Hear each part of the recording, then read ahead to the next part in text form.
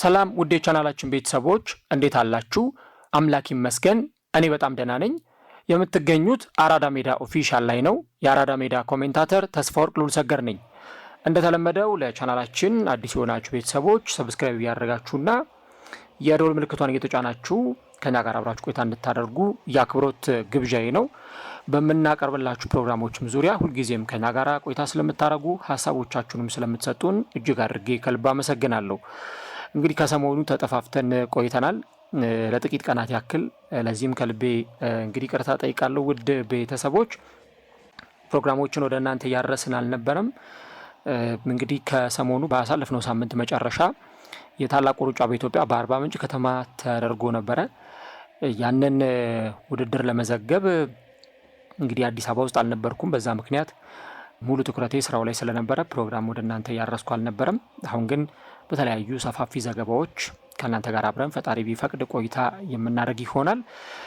እንግዲህ ለዛሬ ደግሞ በርካታ ጉዳዮችን እንመለከታለን። ከነዛ ጉዳዮች መካከል ግን አንደኛው የአርሰናልና የኤብሬቺ ኤዜ ጉዳይ፣ በተለይም ደግሞ መድፈኞቹ አርሰናሎች አሁን እንዴት ባለ መንገድ ነው የዚህን ተጫዋች ዝውውር ይዘው እየቀጠሉ ያሉት የሚለውን ጉዳይ እንመለከታለን። እንግዲህ ዛሬ ቀኑ በፈረንጆቹ አቆጣጠር ምናልባትም ደግሞ ለአርሰናል ደጋፊዎች ብዙ ትልልቅ ዜናዎችን የሚሰሙበት ይሆናል ተብሎ ይጠበቃል። ሐምሌ 1 ወይም ደግሞ ጁላይ 1 ነው ዛሬ። ስለዚህ ብዙ አዳዲስ የዝውውር መረጃዎች ይሰማሉ ተብሎ ይጠበቃል። የማርቲን ዙቢሜንዲ ዝውውር የሚጠናቀቅበት ጊዜ ነው ይህ የሐምሌ ወር። በተለይም ደግሞ በሪያል ሶሴዳድ እና በአርሰናል ድርድር ውስጥ እንደተካተተው ከሆነ አርሰናል ዝውውሩን ማጠናቀቅ የሚጠበቅበት ሐምሌ ወር ላይ ነው፣ ወይም ሙሉ በሙሉ ይፋ ማድረግ የሚጠበቅበት። ምክንያቱም እነሱ በፋይናንስ ጉዳዮች ምክንያት በሚቀጥለው የውድድር ዓመት ዝውውሩ እንዲካተትላቸው ይፈልጋሉ። ስለዚህ በጀት መዝጊያ ሰኔ 30 መሆኑን ተከትሎ ከሐምሌ 1 ጀምሮ እንግዲህ ዝውውሩን በማንኛውም ቀን ማከናወን ይችላሉ። ከዛ በተጨማሪ የክርስቲያን ኖርጋርድ እንዲሁ ደግሞ የኬፓ አሪዛባላሃ የእነዚህ ተጫዋቾች ዝውውርም በእነዚህ ጥቂት ቀናት ውስጥ ይጠናቀቃል ተብሎ ይጠበቃልና እንግዲህ መድፈኞቹ አርሰናሎች በተለይም ከዛሬ ጀምሮ ትልልቅ የዝውውር አናውንስመንቶች ወይም ደግሞ ይፋ ሲደረጉ የሚሰሙበት ቀን ይሆናል ተብሎ ይጠበቃል። ይህ በእንዲህ እንዳለ ታዲያ የአርሰናልና የኤብሬቺ ኤዜ ጉዳይ ከሰሞኑ በደንብ በስፋት እየተዘገበ ይገኛል። አርሰናል የመስመር ተጫዋቾችን በጣም በጥብቅ የሚፈልግ ክለብ ነው። እንደምታውቁት ሮድሪጎ ጎዬሽ በአርሰናል ዝርዝር ውስጥ ከሚገኙ ተጫዋቾች መካከል አንዱ ነው። ተጫዋቹ እንደምታውቁት አሁን በተከታታይ ጨዋታዎች ላይ ተጣዋቂ ወንበር ላይ የሚሆንበት እድል እየሰፋ መጥቷል። አሁን በቀጣይ ክለቡ ከዩቬንቱስ ጋር ሲጫወትም በዓለም የክለቦች ዋንጫ ጨዋታ ላይ ከቤንች እንደሚነሳ ነው የሚጠበቀው። የእሱ ጉዳይ እስካሁን እልባት አላገኘም። ይህ በእንዲህ እንዳለ ግን አሁንም አርሰናል የመስመር አጥቂዎችን በስፋት እየፈለገ ይገኛል። ታዲያ ከነዚህ ተጫዋቾች መካከል አንዱ ኤብሬቺ ኤዜ የክሪስታል ፓላሱ ተጫዋች እንደሆነ ነው እየተነገረ የቆየው።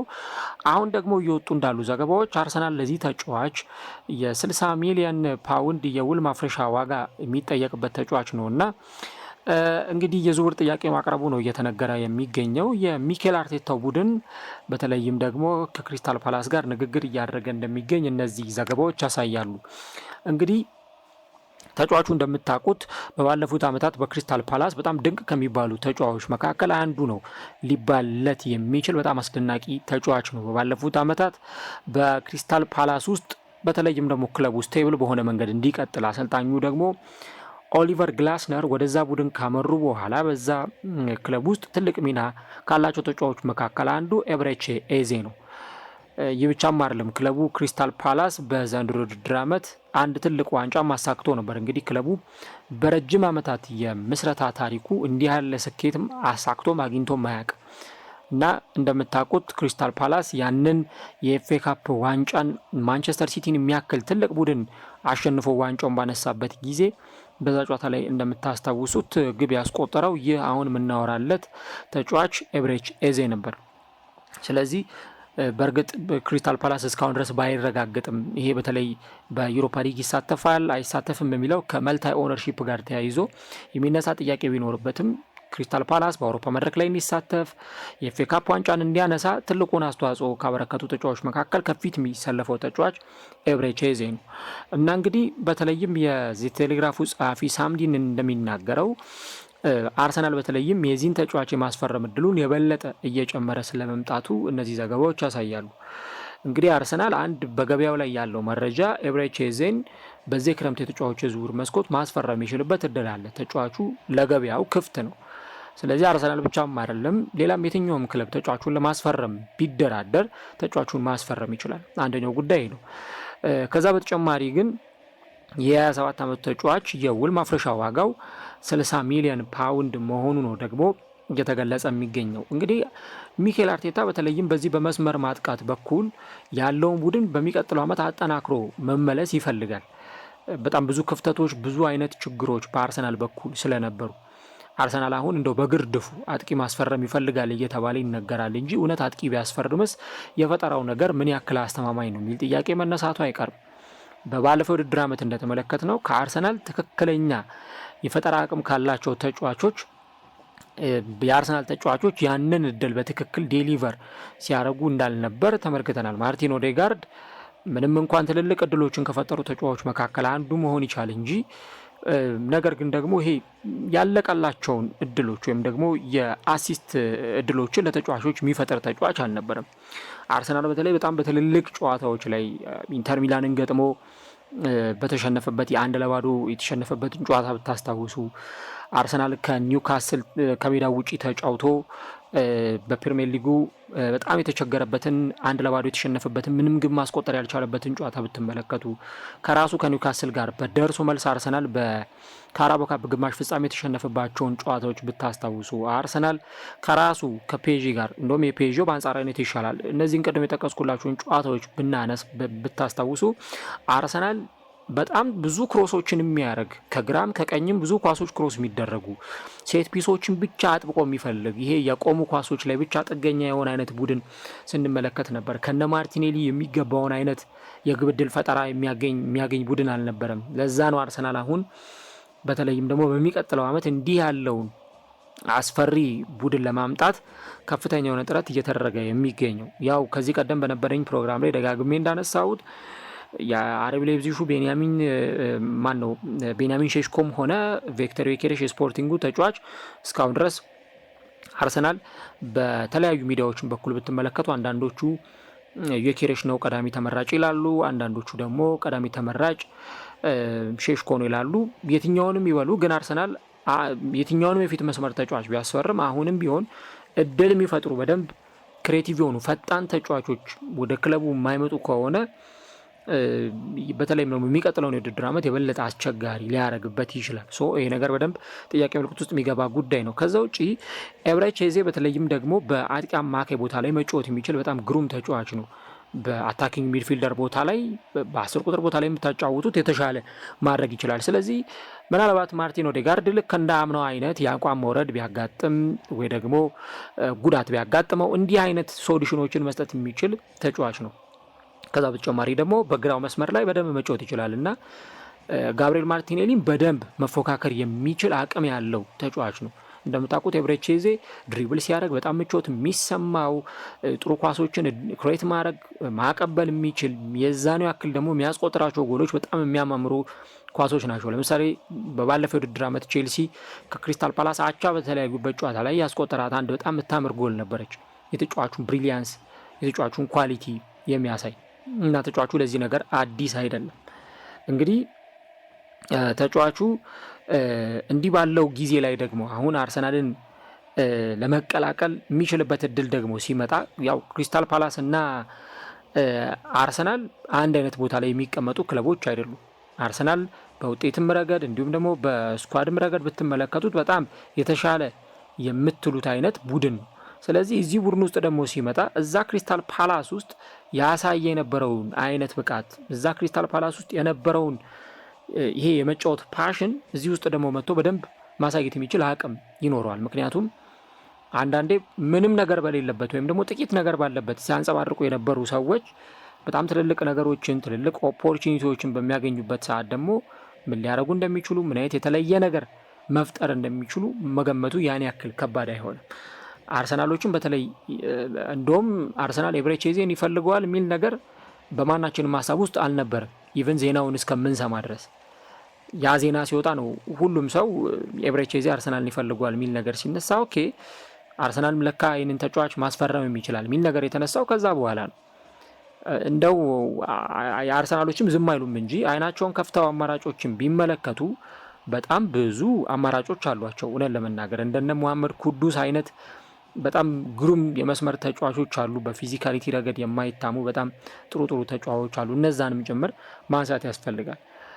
ተጫዋቹ ደግሞ በአርሰናል አካዳሚ ቆይታ ማድረግ የቻለ ተጫዋች ነበር። ስለዚህ አርሰናል ምንድን ነው፣ አርሰናል የሚባለው ክለብ ራሱ ምንድን ነው የሚለውን ነገር በደንብ አድርጎ የሚያውቅ ተጫዋች ነው እና ለክለቡም ለአርሰናልም አዲስ መሆን አይችልም። እንግዲህ በ13 ዓመቱ ያን አካዳሚ ለቆ እስከሚወጣ ድረስ የአርሰናል አካዳሚ አካል የነበረ ሰው ነበረ እና እንደውም አርሰናል በተለይም ይህንን ተጫዋች ከዛ ከአካዳሚ ከለቀቀው በኋላ እና ከአርሰናል ጋር ከተለያየ በኋላ በነዛ በጣም ከባባድ ሳምንታት ክፍል ውስጥ ቁጭ ብሎ ያለቅስ እንደነበረ ኤብሬቼዜ ሲነገር ነበር። እንግዲህ ምን ያክል ከአርሰናል አካዳሚ በመውጣቱ ራሱ እንዳዘነ የዛ ጊዜ ታሪክ ምስክር መሆን ይችላል እና አርሰናል አሁን ደግሞ ተጫዋቹን መልሶ ማግኘት የሚችልበትን እድል ፈጥሯል። ኤብሬቼዜ በአርሰናል ብቻም አይደለም በቶተንሃምም በጣም የሚፈለግ ተጫዋች ነው። ቶተንሃምም እንደዚሁ የመስመር ተጫዋቾችን አጥብቆ ማስፈረም ከሚፈልጉ ክለቦች መካከል ይጠቀሳል። መሐመድ ኩዱሱን ከዌስትሃም ለማምጣት እንደዚሁ ፍላጎት ካላቸው ክለቦች መካከል አንዱ ነው። ይህን ነገር ነው በደንብ እየተመለከትን የምንገኘው።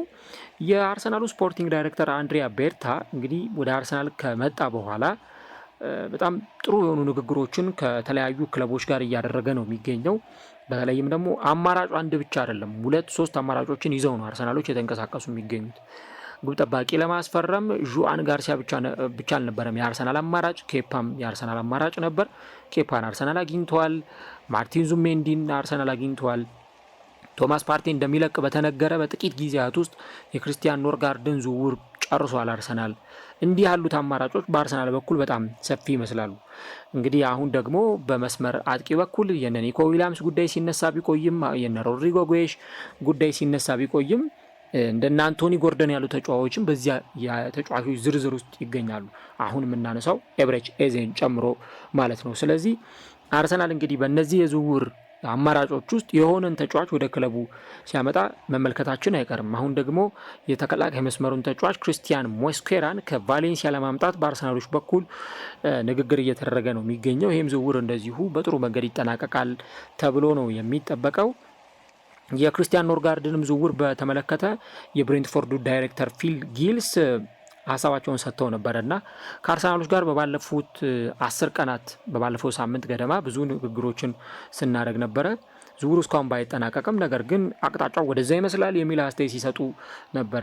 ስለዚህ የዝውውሩ መጠናቀቅ ብዙም የሚያስገርም አይነት አይሆንም እና ደግሞ አሁን አርሰናል በተለይም ኤብሬቼዜን ለማስፈረም እንግዲህ ዘቴሌግራፍ ይዞት እንደወጣው መረጃ ከሆነ በትክክል ያንን የዝውውር ጥያቄ እንዳቀረበ ነው እየተነገረ የሚገኘው። አርሰናል ደግሞ የዚህ ተጫዋች ዝውውርን ሙሉ በሙሉ የሚያጠናቅቅ ከሆነ የሚቀጥለው ዓመት ላይ የሆነ አይነት ስጋት ይቀንስለታል ማለት ነው። በተለይ በዚህ በመስመር አጥቂ በኩል በነ ጋብሪኤል ማርቲኔሊ ቦታ በኩል በአርሰናሎች ያለውን አመኔታ በደንብ ሊጨምር የሚችል አንደኛ ጥሩ ኮምፒቴሽን ሲኖር፣ ጥሩ ፉክክር ሲኖር በኤብሬቼዜም እና በጋብሪኤል ማርቲኔሊ ትሮሳርም ከቆየ በእነዚህ ተጫዋቾች መካከል የሚኖረው ፉክክር ለአርሰናል ጥሩ ነገር ማድረግ ይችላል። አንደኛው ትልቅ ጉዳይ ይሄ ነው።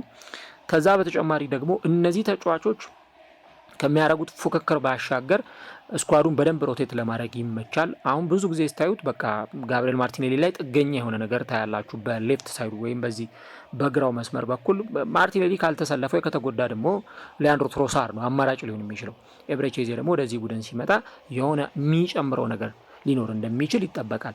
በእርግጥ አርሰናል ሮድሪጎ ጎዬሽን ቢያመጣ ምን አይነት ጥቅም ሊያገኝ እንደሚችል መገመት ለሁላችንም አስቸጋሪ አይሆንም። በጣም ትልቅ ተጫዋች ነው።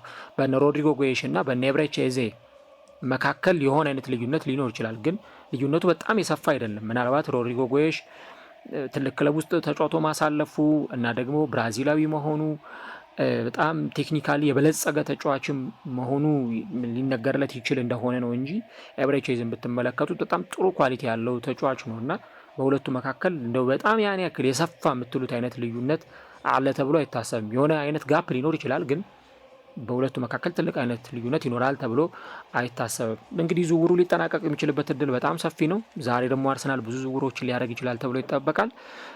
በርካታ ቪዲዮዎችን እናደርሳለን ከዚህም በኋላ። ምሽት ደግሞ ፈጣሪ ቢፈቅድ በተለያዩ ቀጥታ ስርጭት ፕሮግራሞች ልንገናኝ ቀጠሮ እንያዝና እንሰነባበታለን። ምናልባት በአርሰናል በኩል ዛሬ የሚፈጸሙ አንድ ወይም ሁለት ዝውውሮች ይኖራሉ። እነዛን ጨማምረን ማታ ላይ እንመለሳለን።